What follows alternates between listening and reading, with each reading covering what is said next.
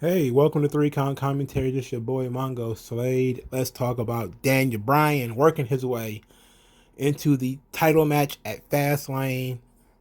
Mwah, excellent shit. Best shit on the show, easily, on a very mediocre episode of SmackDown, which was very disappointing. But so let's talk about it. We start the show, and I should have known it was going to be one of them days when Michael Cole was standing in the middle of the ring. So Michael Cole welcomed Daniel Bryan to the show. Daniel Bryan came out, talked about Michael Cole asked him about the tag team match. The tag team match, the Daniel Bryan and Edge versus Roman Reigns and Jey Uso. That was the match that everybody said it was going to happen. And Daniel Bryan said, "Look, nobody asked me. Nobody asked me to have this match. I didn't want to have this tag team match. Nobody asked me. Edge didn't ask me because he's an opportunist. He wants the opportunity to wrestle Roman Reigns at WrestleMania. Roman Reigns didn't ask me because he doesn't want to defend the Universal title against anybody at Fastlane. So he just want to want to skate by. But he wasn't asked because everybody knows Daniel Bryan just rolls with the punches. Everybody knows Daniel Bryan just keeps his head down, does his work, doesn't make any waves. And he starts talking about how he didn't have any ambition. I've heard Daniel Bryan tell this story before. I just can't remember where, but he talked about WWE does these psychological personality tests, and they try to rate your ambition. He said he has one of the lowest ambition scores of all time, and he basically said like, hey, I don't know how I'm so successful other than the fact that I love this and I do it, and it doesn't feel like work to me. And then so he segues beautifully from that to how he's different from Edge and Roman Reigns. That, in the last several months, he has worked more matches than Edge and Roman because he loves this and he wants to do this. And he says that when he rolled outside the ring after losing to Roman at the Elimination Chamber and saw Edge point at the sign, he said he felt like a failure.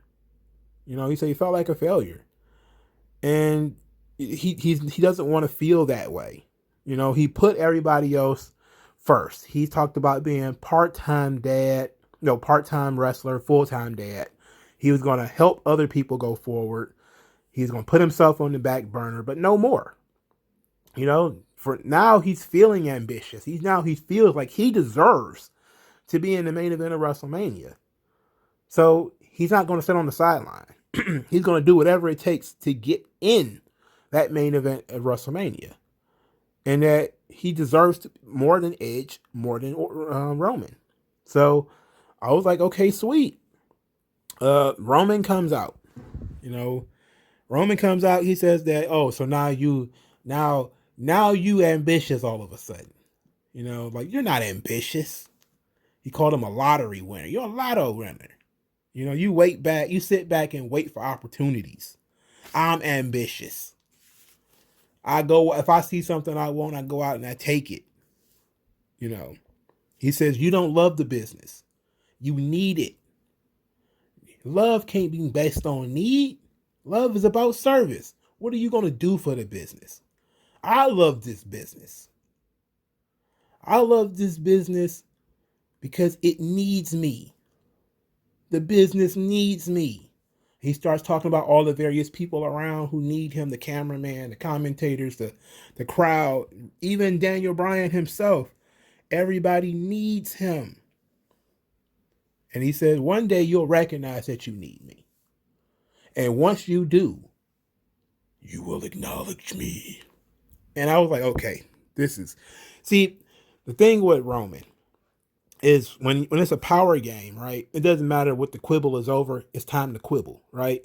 Roman's arguing with this guy about you're not ambitious, I am, right?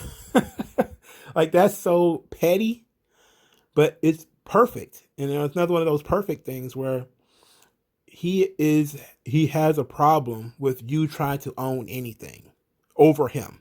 It's similar to what he was talking about. Adam Pearce was talking about, being beat up or injured or whatever. So he started making it about himself, which is almost always the case with people. They make things about themselves. So when you're an arrogant character, you're, overblown or whatever. That's the number one thing you could do is make it about yourself. So he starts making like Daniel Bryan saying I was never ambitious before, but now I'm feeling ambitious. I'm feeling like I want to get involved. And he's like, you don't want to do that. You know, that's not you. That's not who you are. That's who I am. You know, because it doesn't matter what it is. He wants to own it, right? And he can find a way to twist it. And that's what he did here. And so this was very good, obviously. This was awesome. But this was 20 minutes. That's entirely too long. Okay? This was awesome, but this was 20 minutes. That's entirely too long. And like I said, when I saw Michael Cole, I was like, we're going all the way downhill from here. And that's what happened. That's what happened to this show. It hit the skids right after this segment. Anyway, Jay Uso basically says, "Oh, you shouldn't have started no fights with Big Oos," and they got into a fight, and Daniel Bryan kind of beat him up a little bit. Later, Roman is talking to Jay Uso, and he basically tells Jay Uso, "Look, you know, you could embarrass yourself and embarrass the family tonight. You know, even if you lose, you know, that's all right. I can defend my title. It's not a problem. But, you know, if you lose, you're going to embarrass the family, right? You know, like you don't want to be an embarrassment, do you? You know, you don't want to be an embarrassment, do you?" And of course, he didn't want to be an embarrassment. Of course, he didn't want that. So they put all this pressure on Jey Uso, and then they was asking Jay about the pressure and why he was, you know, about whether he was feeling the pressure or not. And he got attacked from behind. Daniel Bryan actually attacked Jey Uso from behind. It was a nice twist of fate. Not exactly a babyface thing to do, but it's not like Jey Uso is, you know, a guy who is, you know, hasn't been attacking people from behind since September. You know, so I'm okay with that. So then we have the cage match, and the cage match itself was very good. Obviously, very good. Best shit on the show. Period. Best match all night.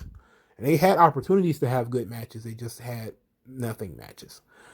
But this was very good. It was very physical, which is almost always the case for Daniel Bryan. He wants to work that snug style. And so they did some really cool stuff here. The Samoan drop from the top rope, that was ill. You know, that was an ill move, man. I thought he was going to break his arm. I don't know when the last time I saw somebody take a Samoan drop and it looked like somebody's like, it's like guys don't make sure you hooked on or you're really properly on that crucifix when you do the Samoan drop. Because so often nowadays, there's guys who basically have their arm flopping around. And, you know, that's probably a good way to tear your shoulder, you know, or something like that. So you probably should cinch up on it. But it was an ill move. I liked it. The finish came from a butterfly suplex from the top rope, which was another one. That was nutty. That was into the yes lock. So he went straight from it into the yes lock. Jay grabbed the ropes, but this is a cage match. There's no disqualifications. Now, I was waiting to get mad, right? Because I was about to say, you know, you calling rope breaks on cage matches, you know, but they did, and Jay ended up tapping out, and Roman was very displeased. He was very displeased. He had been outside the ring, trying to motivate Jay. And Jay still lost. So Jay embarrassed himself and embarrassed the family by submitting to Daniel Bryan. So I wonder where we're going to go with that, because that's very interesting. So Roman Reigns versus Daniel Bryan, which is the match that I wanted for Fastlane, is the match that I'm going to get. I'm feeling very lucky lately. I'm getting a lot of the things that I want. So this is very good. I expect this match to be high quality. Now, I do expect Edge. Edge said that he was going to be on the show every week. Edge was not on the show tonight. So the question then remains, all right, so Daniel Bryan has earned this title shot. Is it going to be a possibility that Edge is going to cost him this match? You know, or for starters, let's start from the jump. What is the likelihood of Daniel Bryan winning the title at Fastlane? A big golden zero, right? A big golden zero. There is no chance Daniel Bryan actually wins the Universal title. This is just a big match for Fastlane, okay? So the question then remains, does Edge argue with Daniel Bryan? Did he come out next week offended at what Daniel Bryan has been saying, which he should, if we're being honest, because Edge fought and scratched, through neck injury, through retirement to get back, and he can't wrestle as much as he wants to. But look at what the mountain he had to climb. He was retired for almost 10 years. And he had to work out and get back in shape, and then go in there and take these bumps, and he isn't working as much as he wants to, but I mean, he's still out there doing what he can. I'm pretty sure we're gonna end up with an Edge Jey Uso match between now and WrestleMania, and that ought to be fucking cool. So, I'm thinking about what Edge may think about all this, because we know Daniel Bryan has finally worked himself into the main event, which is great. Roman doesn't want this match, obviously, because Roman doesn't want any match. That's kind of the point. He wanted to fight Adam Pearce pretty bad, but other than that, he don't really want to fight anybody. Which technical, coward heel stuff. He doesn't really want to fight, so it's fine. All this stuff is good. This was the better part of SmackDown. I enjoyed all of this, every bit of this. It was the talking segment was just a little too long. Outside of that, the content, delivery, everything was great. Daniel Bryan spoke with fire. He spoke with conviction. He believed it. He made me believe it. Roman talked, he was haughty, he was arrogant, he was condescending, he's mastered that. Jay was pressured, but he's also hyper focused, hyper intense. His voice was even cracking at times. Really good shit from everybody. Heyman was very subdued this week. He got to be a little bit weird when the way he was looking at Roman while Roman was watching this cage match. But, this was really good.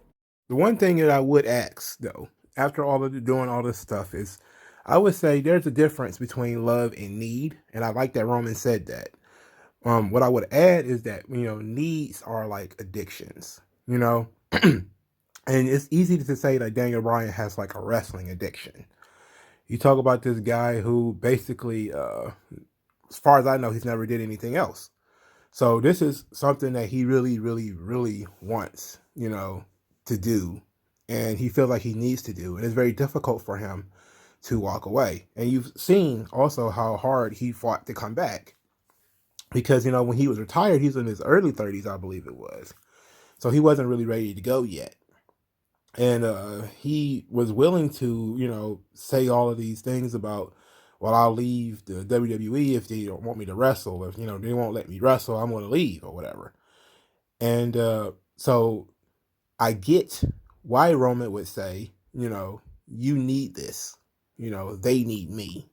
And typical of leaders, leadership is often said to be, leadership is about service. That's why some people, I've heard that 100 times. I worked in the service industry, not as a waiter or anything, but when you're a leader of teams and different things like that, you often get told, leading is about service, service in the team, trying to figure out what the team needs and then providing it.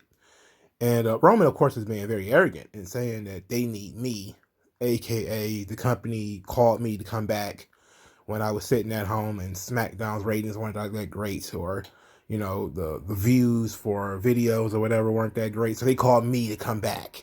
Daniel Bryan was there, but they needed me to come back, and you had that kind of attitude about it.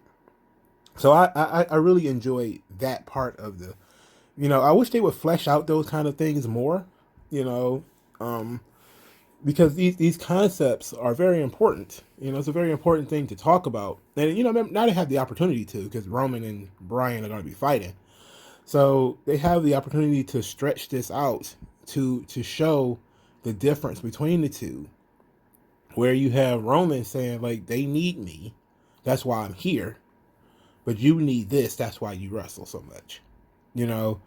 And that's the difference. Like, I like the difference in the desires. The difference in you have to have a conflict of visions. You have to have a conflict of philosophy. You have to have not just a physical conflict.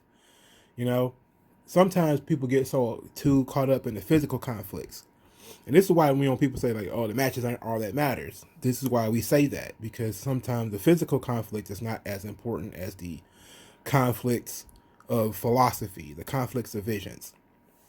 And this is a good conflict division because I'm pretty sure Roman's going to be like, you know, you're a wrestling addict. This is all you've ever wanted to do. You know, while you know he had other interests. You know, he was a football player first, but injuries sent him to the sidelines. So now he turned into wrestling and he became like this huge star in the wrestling industry. And now the wrestling business relies on him, you know, to push it forward or to be down all over the place. And I think that that's a very interesting way to look at it. But let me know what you guys think in the comment section below. Like this video, share this video, subscribe to the channel. Thank you guys for your time. Feel free to send cash through the Cash App. Use the hashtag 3count commentaries to support the channel. And I'll talk to you guys later, man. Peace.